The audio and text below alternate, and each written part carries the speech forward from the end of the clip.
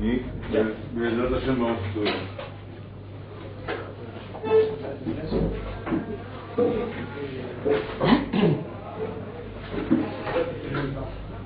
Pero no así me está.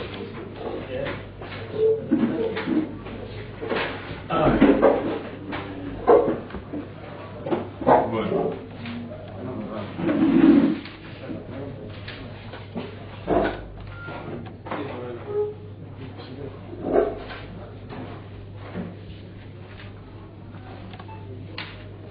Javerim, qué bueno estar aquí. Qué bueno tener una excusa para estudiar todo el Roba Yehudí.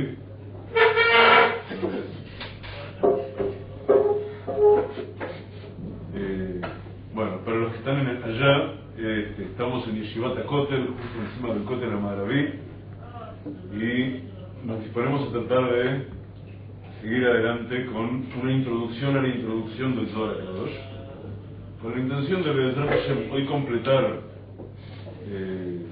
un pasaje general por encima de los conceptos fundamentales de los que va hablando el Zohar, para tener una base para Be'ezrat Hashem desde la semana que viene empezar de verdad una introducción del Zohar HaKadosh ya desde Rabbi Shimon Bar Yochai mismo y toda la Jabura Kadishá, y a partir de todo lo que ellos nos revelan en general. La semana pasada nos habíamos quedado terminando de modo muy apurado una descripción básica de esos 10 elementos, esas 10 fuerzas, esas 10 sintonías que llamamos Sefirot, y coincidieron dos elementos que nos mandan a hablar de vuelta de eso y a tratar de ampliar. El primero, que se cortó la grabación, entonces todo el mundo empezó a protestar en Facebook, que ahí se cortó la grabación. Y el segundo, que llevamos mucho rato hablando, así que acá estamos todos medio dormidos, así que podemos retomar ahí en la descripción de esos Sefirot.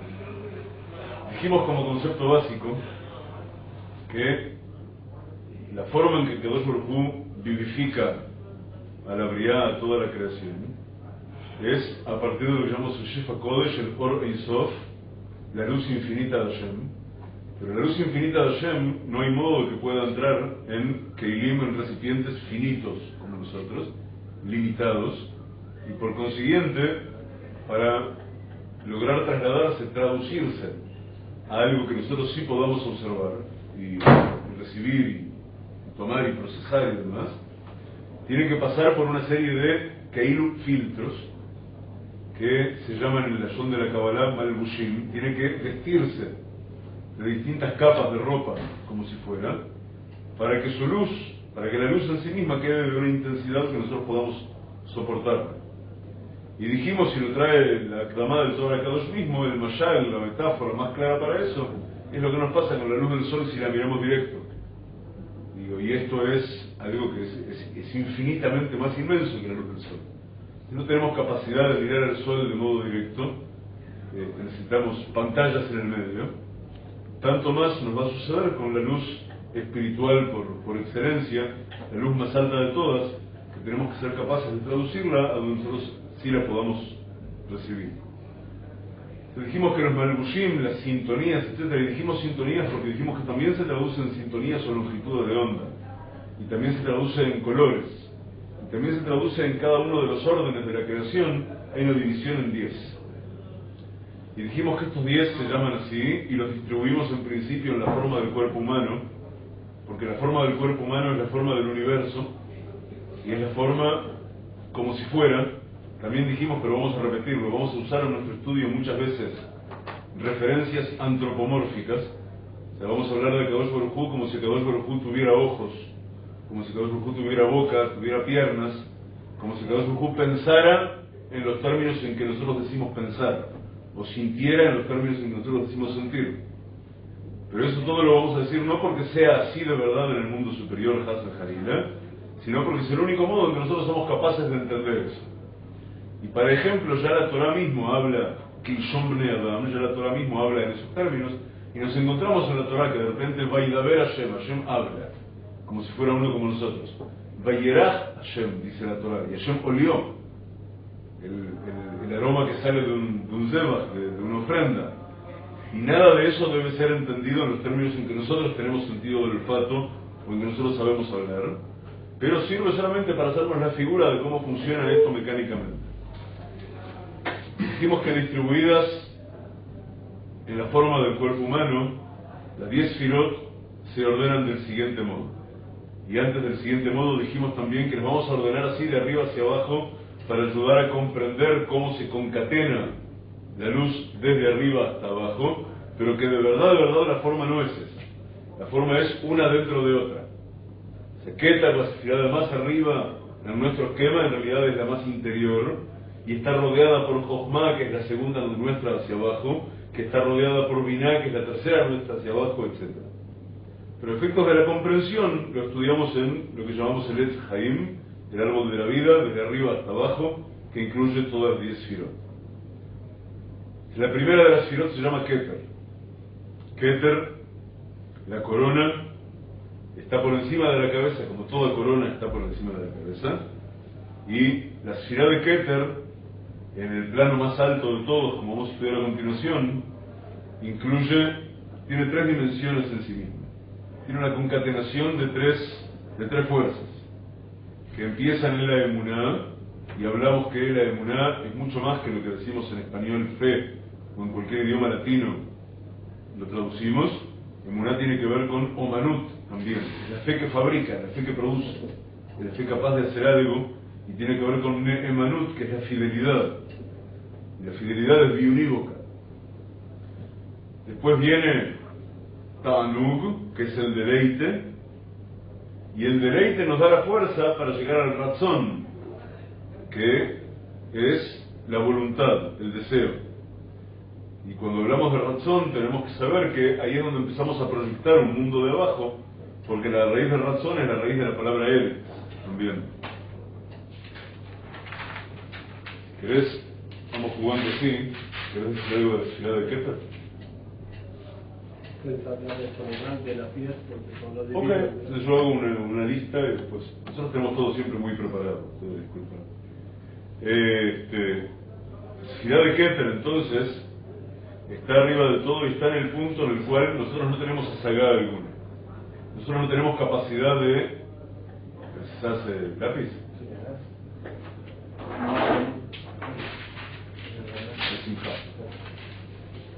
No, sí. Mejor no desarmarte. ¿Ves? Así funciona con todo en este mundo. A veces creemos que estamos haciendo el tikkun correcto, porque estamos haciendo la acción correcta, pero enroscamos para el lado opuesto y estamos desarmando lo que quedaba. Hay que tener mucho cuidado con cómo se hacen los tikkunim. Keter queda allá donde no tenemos capacidad de alcanzar nada, de ver nada, no sabemos nada de lo que pasa allá arriba. Y por eso cuando el orden de la sefirot no lo miramos desde arriba, sino desde abajo, desde donde estamos nosotros, no se ve la sefirá de Keter, sino que se ve, como dijimos la semana pasada, la sefirá de Da'at, que es la conjunción de las dos siguientes. Desde arriba se ve Keter, desde abajo se ve Da'at.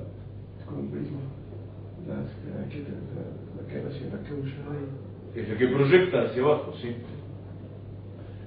Ahora, las primeras 3 sefirot, sea vistas desde arriba Keter, Jochma, Binah, o sea vistas desde abajo Jochma, Binah y Da'at, se llaman Mohil, mentes, pues son puramente mentales.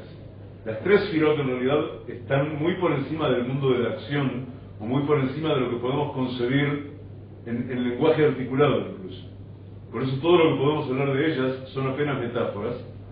Y hoy día tenemos la inmensa ventaja, decíamos la semana pasada, ante la pregunta de alguien que hoy no está, que la razón por la cual en esta generación, Davka, es el momento de estudiar Zohar HaKadosh, y hoy día estudiar Zohar HaKadosh es algo que en principio está abierto a todo aquel que de verdad esté dispuesto a cumplir la condición básica que se llama Sur Merrabe Aceto, huir del mal y hacer el bien, y comprometerse de verdad con la Kedushá, es porque está dicho en el propio Zohar HaKadosh que recién en la última generación, la generación del Mashiach, del Hashem, vamos a saber que es ahí y que hay que estudiar Zohar y demás, porque vamos a tener herramientas, pero herramientas de conocimiento adecuadas para comprender de qué se habla aquí.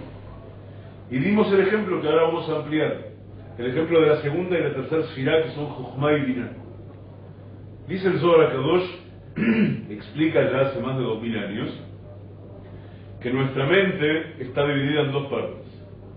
O sea que hay un hemisferio cerebral derecho y un hemisferio cerebral izquierdo. Y que tienen funciones diferenciadas. Y ellos son la manifestación de la sefirot, no son las sefirot en sí mismas. Es donde se aloja el poder de la sefirot. Las sefirot no son cuerpos, no son elementos físicos, pero se alojan en ellos. Tenemos la sefirá de Jochma. Jochma la llamamos sabiduría, y es la mente analógica, dicho en términos de nuestros días. Es la parte de nuestra mente que define el mundo o cada conjunto que ve por comprensión. Y vimos ya la semana pasada el ejemplo de que si tenemos el conjunto de los números naturales del 1 al 100, Jochma va a decir los naturales del 1 al 100. Y recién Biná, que es la mente analítica, no se va a conformar con eso, sino que va a decir 1, 2, 3, 4, 5, 6, 7, 8, 9, 10, bla, bla, y así hasta el 100. Y va a necesitar desplegar lo que en Jochma era toda una síntesis, era un único conjunto. Dijimos que Jochma lleva el nombre de Abba, de padre, y Biná lleva el nombre de Ima, de madre. Porque desde el inicio del mapa de las Sefirot, Jochma va a ser el principio masculino de la creación, el principio proactivo, el principio que deposita simiente en donde la simiente se va a desplegar, y Biná va a ser el principio fecundo, el principio receptivo, que recibe lo que el principio masculino le va a dar, y a partir de ello va a desplegar una realidad nueva. Y dijimos que eso opera a todos los órdenes de la realidad, funciona a nivel mental, y funciona incluso a nivel de la reproducción de la especie humana, y la reproducción de todas las especies sexuadas que hay en la creación. También en ellas funcionan estos dos principios exactamente de ese modo. Naturalmente en el hombre es preponderante Jochma, en la mujer es preponderante Biná.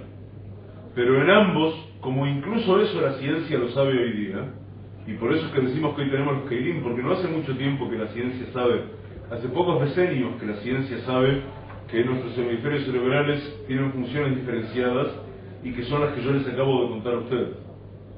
Digo, esto se puede profundizar infinitamente, pero a nivel de títulos es eso. Ahora, la neurología y la psicología estudian el tema desde hace el último siglo. Y todo esto está en el Zohar HaKadosh y ahora tenemos las herramientas para decodificarlo. De la unión de Jochma y Biná, que de vuelta son sefirot mentales nomás, no pasa absolutamente a partir de ellas de modo directo, sino que sus impulsos eléctricos, en el lenguaje de ahora, deben concatenarse y ir convirtiéndose en otra cosa para incidir de verdad en este mundo. O sea, lo primero que sucede es que de su unión y de su combinación armónica nace Da'at. Da'at es el conocimiento. Conocimiento quiere decir conocimiento vital. Dice la Torá, Vayedá Adam et Javá Ishto. Y Adán conoció, y está hablando de este conocimiento, a Javá su mujer. Es un conocimiento íntimo con la realidad, es un conocimiento en que uno se hace uno con lo conocido. Y por consiguiente uno incide en la realidad de Da'at, porque Da'at es la que, en términos físicos, lo que va a hacer es tomar la iniciativa de Jochma y Biná y transmitirla al sistema nervioso central, para que el sistema nervioso central mueva el resto de los órganos del cuerpo. ¿Puedes interrumpirme?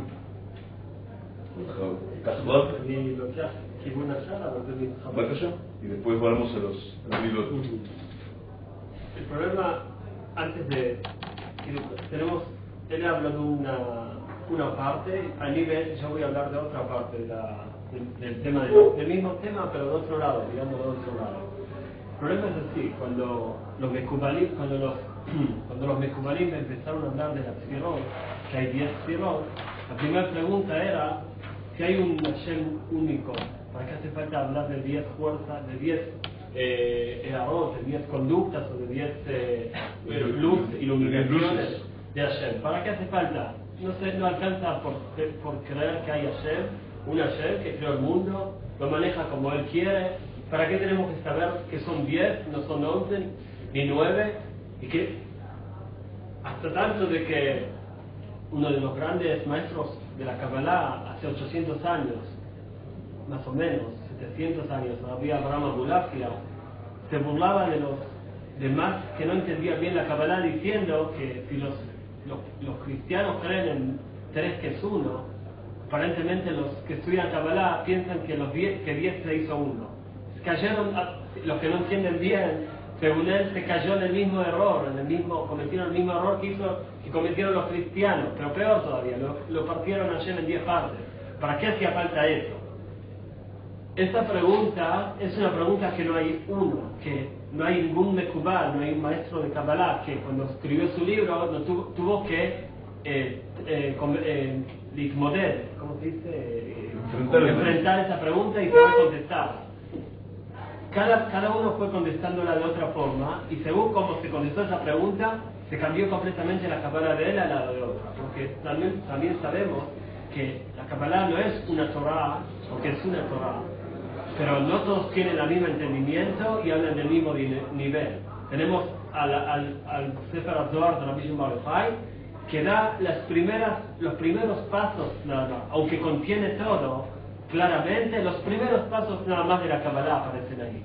Después vienen los demás sabios, después de Rabbi Shimon Bar Yochai, hasta Rabbi Moshe Cordovero, que estuvo hace 500 años más o menos, y fueron adelantados pasos, en especial en la época hasta el Ramban, que son los que adelantaron unos pasos más, pero no mucho. Muy cerrada la palabra de ellos entenderla. Lo que estamos seguros que ellos la sabían, porque la Rita, que vino después, fue testigua, que hasta el Ramban entendieron la Kabbalah correctamente como debe ser. Después de él no leas más los libros porque se equivocaron, no entendieron bien. Hasta que vino Rabbi Moshe Cordovero y escribió su libro Pardes, y ahí él empieza a explicar de vuelta, trayendo lo que ya fue escrito antes de él, y él hace une todo y él y pone que está bien, que es primero, que ordena las cosas como debe ser. Después viene la Rida y nos cambia todo, no discutiendo para nada con lo que dijo el Ramak, sino agregando, pero sería como si otra cosa. Aunque es lo mismo, no parecía lo mismo. Porque un edificio nuevo sobre el Zohar. A las bases que pusieron, adelantándose hasta como una Kabbalah nueva, y según esa Kabbalah se entiende el Zohar de otra forma. Y es que Rabbi Moshe Cordovero. Pardes Rimonim, y tiene más, pero en especial es el Pardes Rimonim. En la Rida le tenés Chaim en especial. Ahora, ¿para qué? Lo que antes de... Entonces, lo que yo quiero llegar, en resumen, es a qué realmente nosotros llamamos Sfirot. Realmente lo que Rav Daniel estuvo hablando se entiende bien claro, lo que voy a decir ahora. No es algo nuevo, nada más que Ulay puede ser otras palabras, nada más. Es así. Hashem es el que tiene la voluntad, va a la razón, el que tiene la voluntad de hacer este mundo. Si Hashem quería hacer lo que Él quiere, sin que nadie entienda lo que Hashem quiso hacer, ¿para qué nos Hashem quiere de este mundo? Lo iba a hacer de una forma que el ser humano nunca podía llegar a saber si hay 10 Sfirot, 11 Sfirot, cómo se hizo el mundo, para qué se creó el mundo, y no existía también Avodat Hashem, servir a Hashem, porque Hashem no necesita nada de ti ni quiere nada de vos. Él hizo su mundo y se fue. ¿Qué más se fue? Que si lo sigue manteniendo, pero no precisa nada del ser humano o de la creación que él creó. Al ser que vemos que no es así. Hashem sí quiere de nosotros la tefilá de nosotros, la Torah de nosotros, la conducta buena de nosotros, y también nos da, hay algunos que más pobres, unos más ricos, hay muchas diferencias en este mundo y todo tiene su motivo. Significa que Hashem se quiere conducir con nosotros de una forma que lo podamos entender. Para eso, agarra su voluntad, que es infinita, y le pone un gbul, un límite, para que se pueda entender lo que Hashem quiere, y también se puede entender cómo Hashem fue creando las cosas, y cada cosa y cosa, qué fuerza la domina. De ahí viene la Sfirot. Hay mucho más para hablar de esto, pero nada más para dar una llamada, para empezar. Lo que sí vamos a hablar es de las mismas Sfirot. Las Sfirot, como ya sabemos, son 10. Keter, Chokhmah, Binah, Chesed, Gvurah, Tiferet, Netzach, Hod, Yesod y Malchut. La persona, por ejemplo, una persona tiene Neshama, pero el Neshama se divide en 5 partes. Nefesh, Ruach, Neshama, Hayah y Yehidah. Son las 5 partes del Neshama. Lo mismo es en las Sfirot, cada Sfirah tiene que ver con una parte de la Neshama. Por ejemplo, la Yehidah viene del Keter. La Neshama viene de la Chokhmah. Hayá viene de la Jochma, la Neshama viene de la Binah. Después, las 6, Chesed, Gvurah, Tiferet, Netzach, Hod, Yesod, se juntan en una, que se llaman en la Kabbalah de Rampin, vienen a ser un conjunto, no se van separadas, se hacen como un conjunto que se llama de Rampin, y de ahí viene el Maguen David del que hablábamos. el Maguen David, o también este, norte, sur, arriba y abajo, que en el mundo hay eso, no hay una punta que uno está y lo tiene este, norte, sur, o arriba y abajo. Donde estés no tenés. Es lo que. Entonces, este es los 6 días de la semana, frente a los 6 días de la semana, este es el Gvurah, frente a Hod Yesod, y es frente al Ruach que uno tiene. Y después viene la séptima Sfirah, que es la Malchut, y ahí tenemos el Nefesh de la persona. En el mundo se divide también hombre y mujer, que el hombre pertenece a las 6 de Rampin y la mujer pertenece a la Nukba, al Malchut. Pero vamos a volver al Keter, que es lo que empezamos. El Keter, por ejemplo, cuando se habla del Keter en la Anagá, en la conducta de Hashem con nosotros, es Rahamim Gmurim Meod, quiere decir piedad completa, sin pedir los hechos de la persona, no depende del hecho de la persona, es la fuerza que Hashem tiene de que aunque venga el mal y diga el mundo no se merece bondad porque pecó así, cuando Hashem quiere, borran los pecados como si no existen y dicen, les doy, no porque los perdoné, porque ni veo los pecados de ellos, como está escrito en la Nebuá, va a haber un día que Hashem quiera y va a borrar todos los pecados en una vez. ¿Cómo? ¿De qué? ¿Recibieron castigo? ¿Se lo merecen? No. Cuando el Keter, Hashem quiere iluminar con la luz esta del Keter, los pecados no existen. Borra todos los pecados porque lo único que existe es Él y su voluntad. Este es el mundo que Él quiso, la voluntad es demostrarse y descubrirse a este mundo, esta es la fuerza del Keter. Pero, en la primera Sfirah, no la última, nosotros hoy en día estamos con el Malchut, con el Zerantin, con las de abajo, las 7 de abajo. No tenemos todavía no llegó el momento de poder recibir directamente de la primera y que todas transmitan la luz de la primera. No, cada uno, como él explicó también a Daniel, es como un sinú, ¿cómo explicaste? Un filtro. El filtro no es como, digamos, pongo un té y pongo las hojas arriba, pongo el agua caliente y filtra que no caigan las hojas. No, el filtro es un filtro que cambia las cosas y deja pasar lo que de parte de él eso va bien. Que es el filtro que separa, que en el filtro general, por ejemplo, si es en el té, la basura queda arriba y el té va abajo, acá el filtro es al revés. Las cosas que no es dignas que este mundo las reciba, demasiada bondad, demasiada piedad, demasiada luz de Hashem, eso el filtro lo frena. Lo que sigue abajo bajando es lo que apenas se puede recibir. Por ejemplo, el mal comportamiento de la persona provoca que Hashem se enoje, el enojo de Hashem pasa. Si pasaría con toda la bondad y la lástima, eso ni se notaba, se anulaba. El filtro le da fuerza para que se note en este mundo cuando Hashem se enoja, cuando Hashem no se enoja. También, pero siempre con ese filtro. Entonces el filtro, nosotros queremos sin el filtro, pero para arreglar el filtro en nuestros buenos hechos que vamos haciendo, para purificar este mundo que puedan recibir sin esos filtros. Al revés, esos filtros no son filtros para disminuir la luz de Hashem, sino son filtros que realmente están preparados para transmitir toda la luz de Hashem, pero nada más que la podamos recibir. El problema es que los pecados de nosotros provocan que ese filtro, en vez de ser nada más para que pase la luz de Hashem que lo podamos recibir, también frena la luz de Hashem, lo que es bueno para nosotros, eso no llega. El filtro, nosotros tenemos que arreglar los filtros. Las luces de Hashem no necesitan nuestros arreglos, pero los filtros que ellos provocan dependen de nosotros. Entonces seguimos hablando del Keter. En los nombres de Hashem es el... no quiero decir. Ok. Entonces, más que, ¿no? ¿O quiero algo más? Jochma es piedad grande, pero a veces también sin zhut, sin pedir los hechos de los humanos, sin mérito, pero no siempre. La Binah también, como se dice, en verdad es piedad, pero al que la pide. El que la pide la va a recibir. Con análisis. Claro, no es verdad que Hashem, como uno viene Yom Kippur y pide perdón a Hashem por todos los pecados y se arrepiente, y Hashem lo perdona.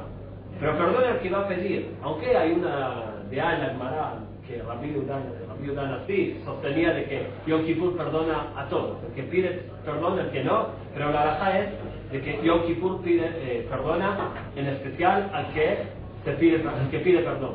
¿Pedir perdón alcanza?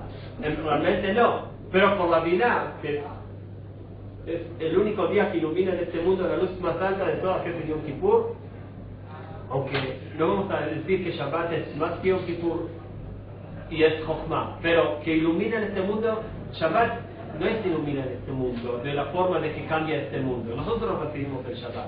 Yom Kippur es un día que nos cambia el libro de la vida o la muerte, y eso depende de que Poel, que haga que funcione en este mundo. Entonces, ¿qué es la Biná? El que pide perdón es perdonado. Esos realmente son las tres anagot de Hashem que tienen que ver con... Ulay quería decir una cosita más nada más. También, por ejemplo, la Jochma de la no, esto ya viene después. Ok, vamos a dejarlo acá. Sí. ¿Qué? Estas tres primeras, que incluyen 4, como dijimos, son las que llamamos Mohim. Son todas sefirot mentales. De ellas es que se encadena. Daniel Ginerman. Ginerman? קשור, יצא לי להיוולד שם. לא, כי בשיעורים אנחנו צריכים להעביר, קיצור פעם הבאה שהוא לא יהיה, בסדר? בסדר. No, pero los martes tenemos el otro lugar. Ok. Nosotros nos refugiamos aquí. Entonces, después de las tres sefirot no medibles, que están arriba del todo, pasamos precisamente a las sefirot que se llaman medidas, se llaman midot, porque es donde empezamos a tenerlas acá. Cierra Ariel recién que, adelantando lo que vamos, que el binomio masculino-femenino que arriba es horizontal, abajo es 6 más 1. En el momento de la unión entre el polo masculino y el polo femenino, que es la unión entre Akadosh Baruj Hu y Knesset Israel, entre el Boré y la Briá Bichlal, es la unión entre las 6 sefirot intermedias y Sfirat HaMalchut, que está abajo del todo. Las 6 midot, 6 sefirot intermedias, dijimos la semana pasada, ya lo empezamos, son Gesed y Gburá primero, son el primer binomio. Gesed es la piedad y Gburá es el vigor. De alguna manera, Gesed es la voluntad de dar y Gburá es lo que pone límite a la voluntad de dar. Y tenemos el ejemplo clásico de que a veces el dar sin límite es mucho más destructivo que el no dar. Nosotros pedimos Geshem, pero pedimos Gshamim Beitam. Pedimos lluvias en su momento correcto, pues lluvias en su momento no correcto destrozan la cosecha. Y lluvias en su cantidad correcta, porque lluvias muy poco hacen que todo se marchite, y lluvias demasiado también destruyen la cosecha. Si tenemos demasiada bendición de agua, entre comillas, pues tenemos un mabul, y tenemos un diluvio, y se termina todo. Necesitamos una correcta armonía entre Gesed y Gburá. Y la armonía entre Gesed y Gburá, dijimos, se llama Tiferet. Tiferet es el plexo solar, en su representación en el cuerpo humano. Dijimos que el valor numérico de la palabra Tiferet, 1081, alude a el equilibrio en todos los niveles, porque Tiferet 1081 es las 1080 veces que una persona respira como promedio en una hora, y por consiguiente, esto lo explica el Rambam, son las 1080 fracciones, halakim, de los que habla la Gemara, que hay en una misma hora, porque son las 1080 permutaciones del nombre de Hashem, que se escribe con una yud, una hey, una vav y una hey, con todos los nikudim, con todos los puntitos posibles. En total hay 1080 permutaciones. Cuando esos 1080 en cualquiera de los tres ámbitos le sumamos uno que se llama el kolel, que es el que los convierte en una única unidad, nos encontramos con que tenemos 1081, eso es Tiferet. Es el estado de salud, el estado de verdad, el estado de armonía. Y por consiguiente, cuando tratamos de reflejar o de proyectar el sentido de estas tres sefirot en las personas que son ejemplos proverbiales de ellas, encontramos con que Midat HaChesed está representada por Abraham Avinu, porque Abraham, su principal cualidad es su Chesed, su voluntad de dar a los demás indiscriminadamente y todo el tiempo. Gvurá está representada por Yitzhak Avinu, porque se habla de paja de Yitzhak. Yitzhak tiene Yir'ah. Yitzhak se contrae, Yitzhak se cuida de no transgredir por sobre todas las cosas. Por eso Yitzhak es el único de los tres Avot que nunca salió de Eretz Kodesh. Yitzhak es el único sedentario por naturaleza, porque vive en estado de contrición, digamos. Tiene que quedarse quieto y hacer lo que hay que hacer, y no es expansivo como su papá. Y Tiferet es la Midat de Jacob Avinu, de quien decimos que tiene Midat Haemet. Después de estas tres Sefirot, que dijimos que ellas están relacionadas especialmente con el Ruach, recién ahora vamos a llegar al ámbito de la acción. La acción tiene que ver con lo que viene de aquí hacia adelante. Y las Sefirot Netzach y Hod, que tienen